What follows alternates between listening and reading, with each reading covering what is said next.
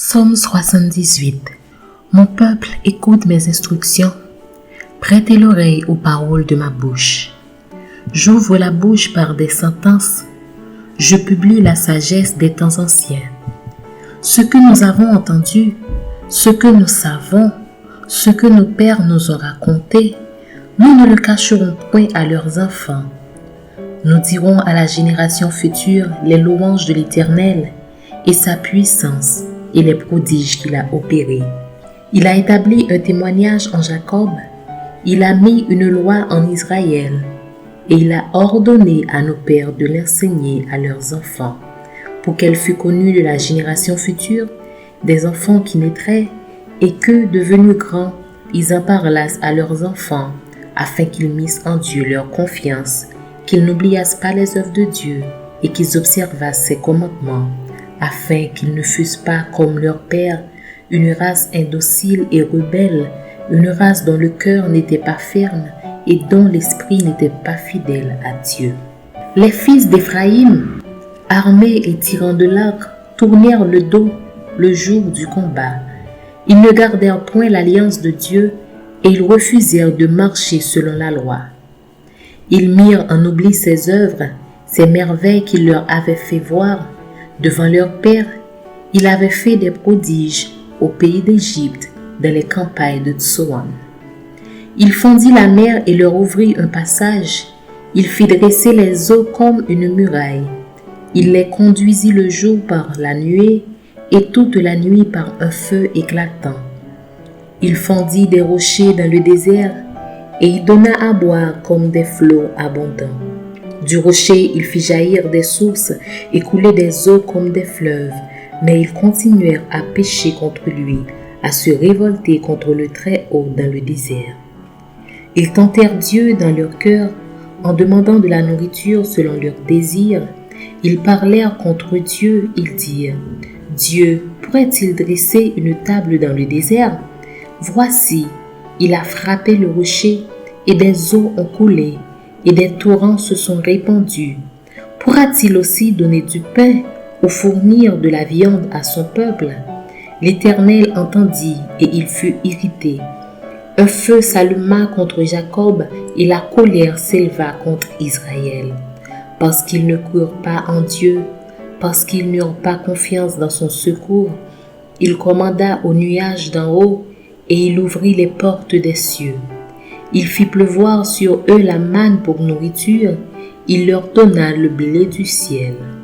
Ils mangèrent tous le pain des grands, il leur envoya de la nourriture à satiété. Il fit souffler dans les cieux le vent d'Orient, et il amena par sa puissance le vent du midi. Il fit pleuvoir sur eux la viande comme de la poussière, et comme le sable des mers les oiseaux ailés. Il les fit tomber au milieu de leur camp, tout autour de leur demeure. Ils mangèrent et se rassasièrent abondamment. Dieu leur donna ce qu'ils avaient désiré. Ils n'avaient pas satisfait leurs désirs. Ils avaient encore leur nourriture dans la bouche. Lorsque la colère de Dieu s'éleva contre eux, il frappa de mort les plus vigoureux. Il abattit les jeunes hommes d'Israël. Malgré tout cela, ils continuèrent à pécher et ne courent point à ses prodiges. Il consuma leurs jours par la vanité et leurs années par une faim soudaine. Quand il les frappait de mort, ils le cherchaient, ils revenaient et se tournaient vers Dieu. Ils se souvenaient que Dieu était leur rocher, que le Dieu très haut était leur libérateur. Mais ils le trompaient de la bouche et ils lui mentaient de la langue. Leur cœur n'était pas ferme envers lui et ils n'étaient pas fidèles à son alliance. Toutefois, dans sa miséricorde, il pardonne l'iniquité et ne détruit pas. Il retient souvent sa colère et ne se livre pas à toute sa fureur. Il se souvint qu'il n'était que chair, un souffle qui s'en va et ne revient pas. Que de froid ils se révoltèrent contre lui dans le désert. Que de froid ils l'irritèrent dans la solitude.